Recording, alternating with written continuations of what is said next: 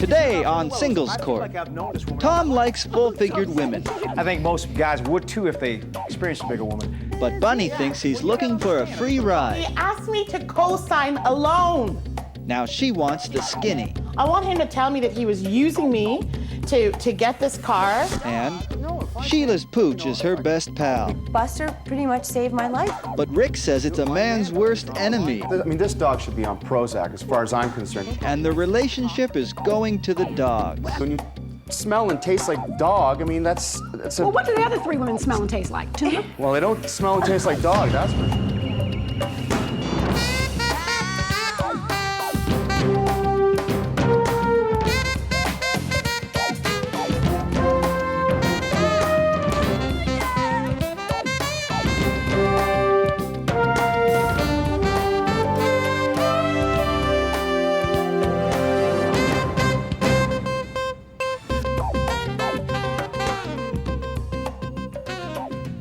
Welcome to Singles Court, coming to you from deep within the Singles Broadcast Network.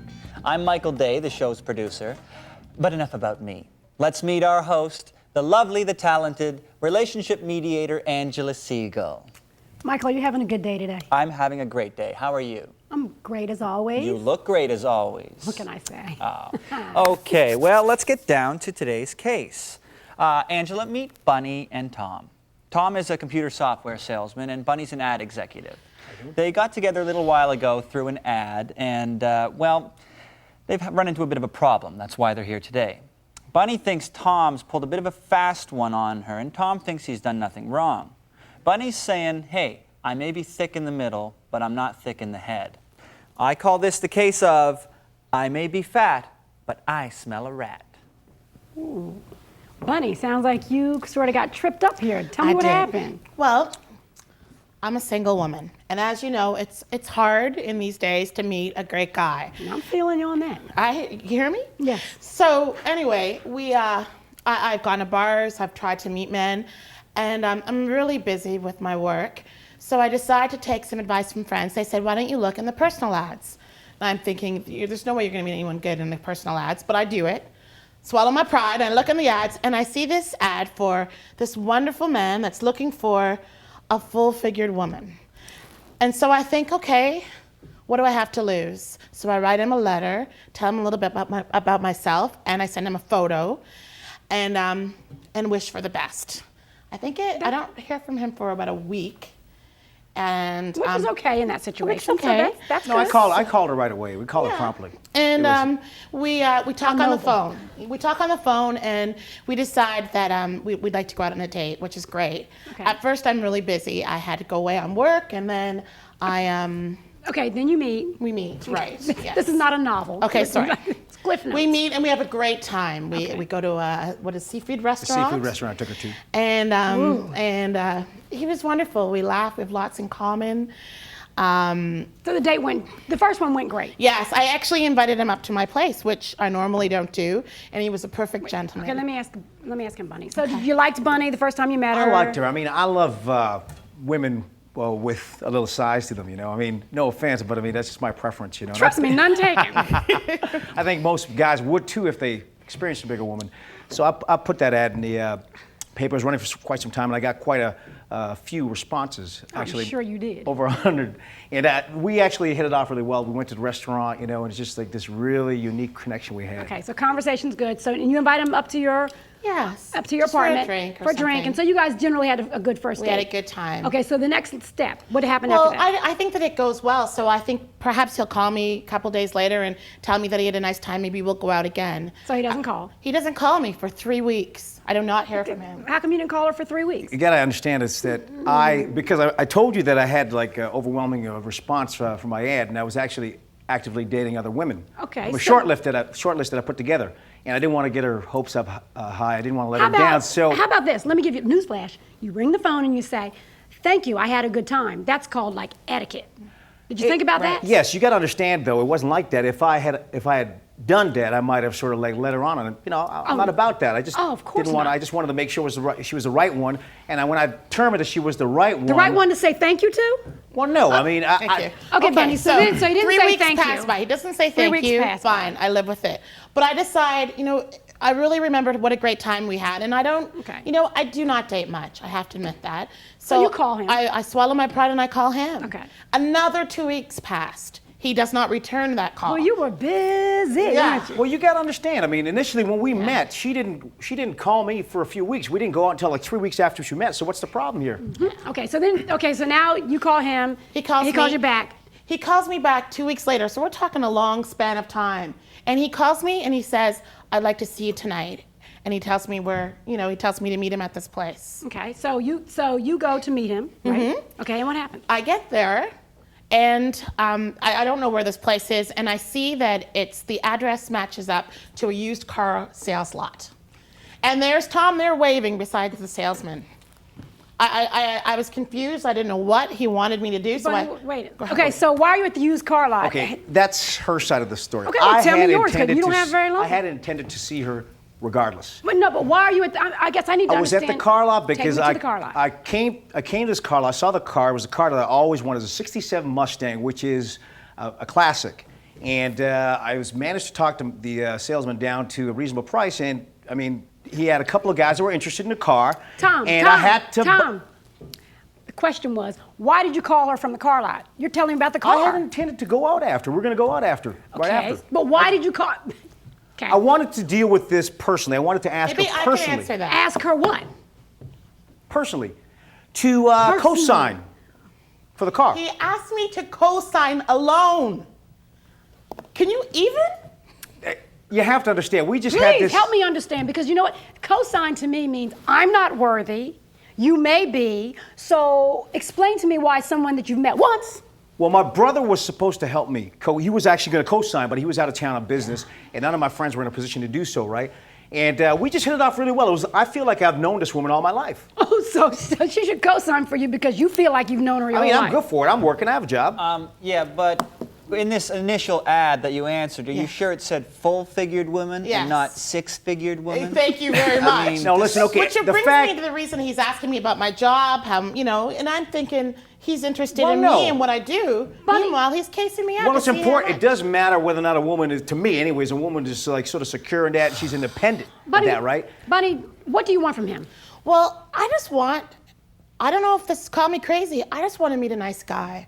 I No, wanna what go do you on a want from date. him? Because you already know he's not a nice Oh, guy. okay, all right. Well, that's I would not like fair. an apology from him. I want him to tell me that he was using me to get this car, and I just want him to face the truth, that that's what this was all about. Tom, do you see at least why she feels hurt by the fact that you would ask that? And then once you answer that question, which you haven't answered any of the ones I asked so far, explain to me why you think it's okay to ask somebody you met once to co-sign for a car. Well, listen, the way I was brought up, and by nature I'm a very spontaneous individual. The way I was brought up, what's yours is mine, and we help each other out. My friends, that's the way I was brought up, my family and everything else.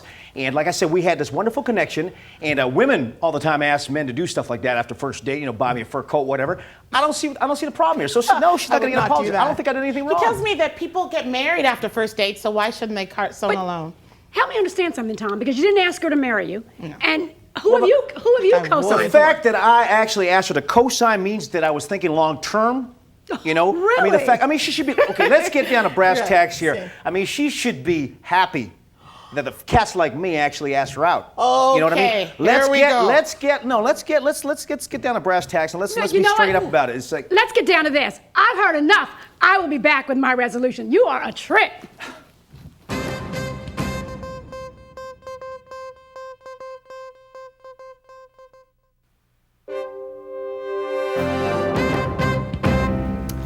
This ad should read irresponsibility seeking responsibility for a free ride. Bunny, keep trying different things. Keep trying the personal ads, the internet. All those are good things because what they do is they help you to expand the boundaries that you have geographically. There's nothing wrong with that. Don't lose your self-esteem in the meantime. You, Tom, I never could understand how a man could believe that it would be luck for a woman to find someone who needs a cosigner. That's not luck. That's unlucky. That's not luck. And the idea that you think that you want to date full-figured women and that you're doing them a favor is ridiculous. You're hoping that they're beat down enough that somewhere in their mind they'll think you're a good catch, because that's the only way they'd think that.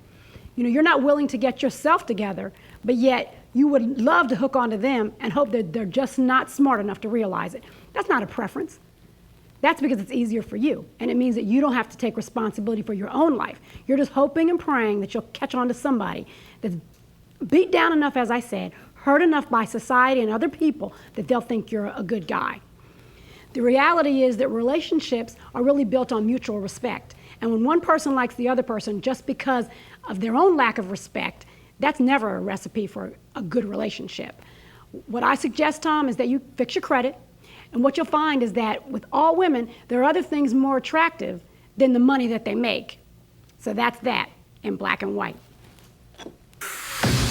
Next on Singles Court, Sheila's pooch is her best pal. Buster pretty much saved my life. But Rick says it's a man's worst enemy. The most vicious animal I think I've ever come across in my life. And their relationship is going to the dog. Smell and taste like dog. Well, what do the other three women smell and taste like? Tuna?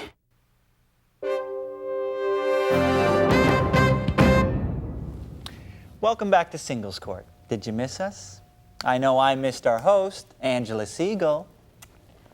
I tell you, I didn't go anywhere, neither did you. Well, I was in my own little world for a bit there. You're always in your own little world. Okay, back to the real world. Angela, please meet Rick and Sheila. Rick is an assistant manager in a supermarket, and Sheila is a checkout clerk at the same supermarket. I wonder where they met. Anyhow, they've been getting along great for about a year now. However, Rick feels that Sheila's dog Buster is busting up their love.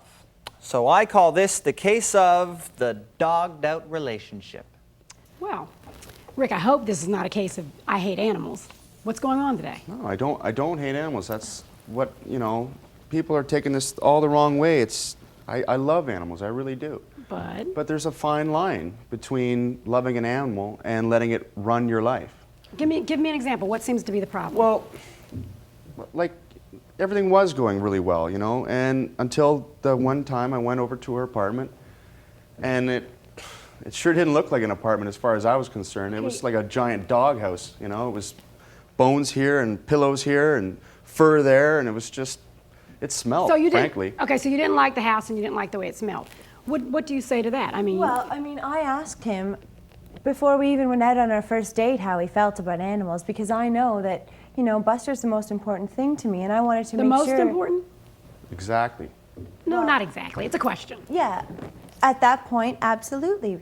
And I wanted to make sure that Rick liked animals, and I don't think you do. But anyway, he came over and immediately didn't like Buster. No, I think. So you're saying you felt as though he didn't like the animal. But what are you saying, Rick? Are you saying that it wasn't the animal, or it's the house, or what is it exactly? It's not really necessarily the house. It's more like I think that the dog is jealous of me, and I think that the dog runs the house. Okay, like give me an example of how the dog would run the house. I'm sure the dog doesn't pay bills. It's so in like every room all the time. It's yipping, it's barking, it's howling at me. I can't concentrate, I can't think. She's always giving it so much attention. I'm in the background. I just kind of feel out of place.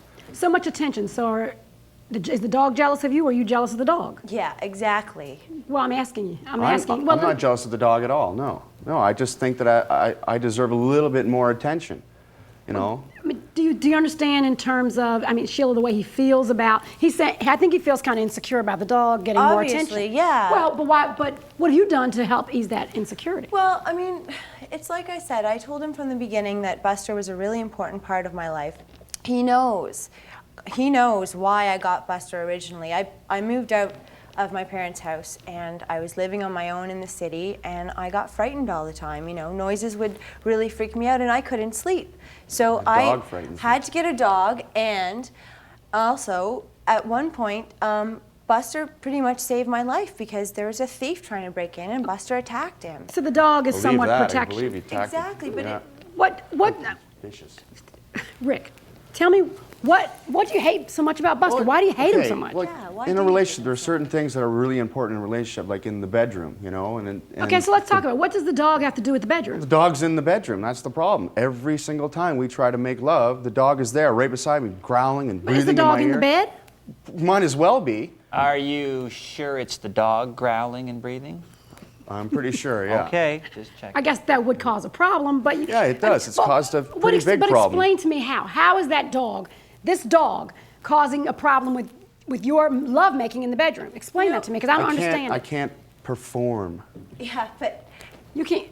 he doesn't seem to have any other problems performing. What do you mean? Well, Rick, I was out for dinner with Susan the other day, and we had a nice little talk. And tell me about what does that have to do with his performance? What does that have to Rick do? is sleeping with 4 other women, 3 of whom I work with.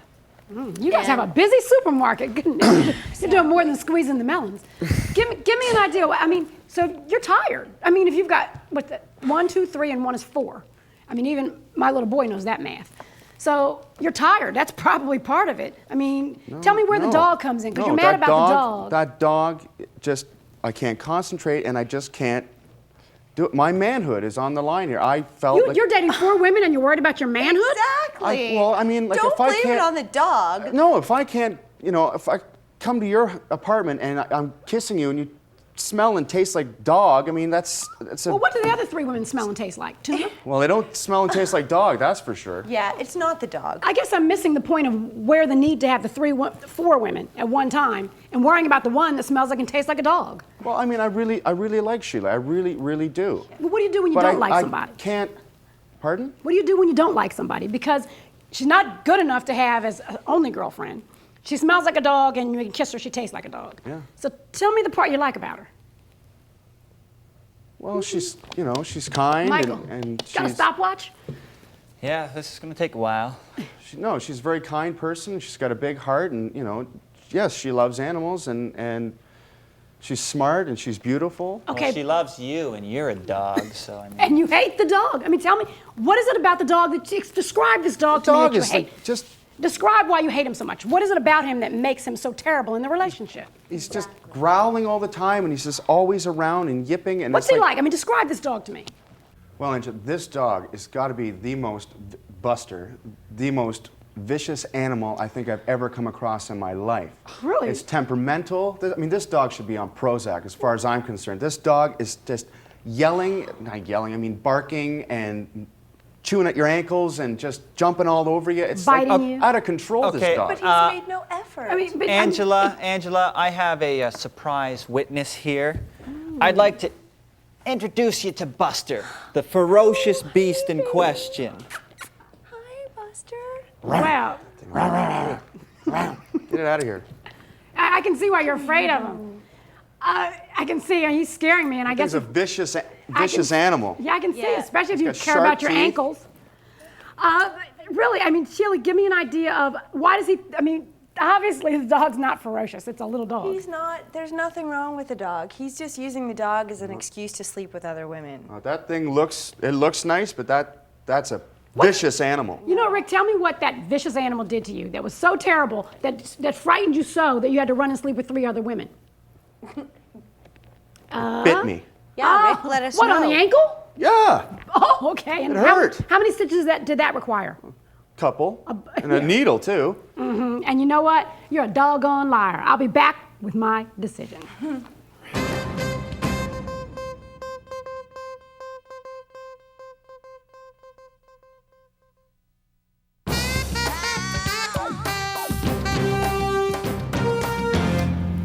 Seems to me as though the dog is the only smart one in this relationship. It's a shame because at least the dog knows who he's sleeping with.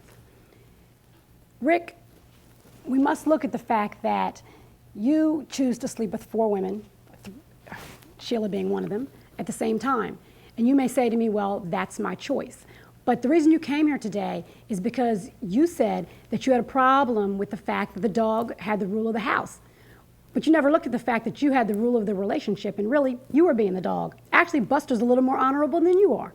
Because the only reason she found out that you had more than one woman was because someone else told her. That's not very good. Sheila, you on the other hand have to look at the fact that you told me Buster was the most important thing in your life, the most important thing. And that's honorable and that's great that you love the animal. However, you have to realize that if you're going to have a relationship, it's going to require giving up a piece of you and allowing to share that affection with the person that you say that you love.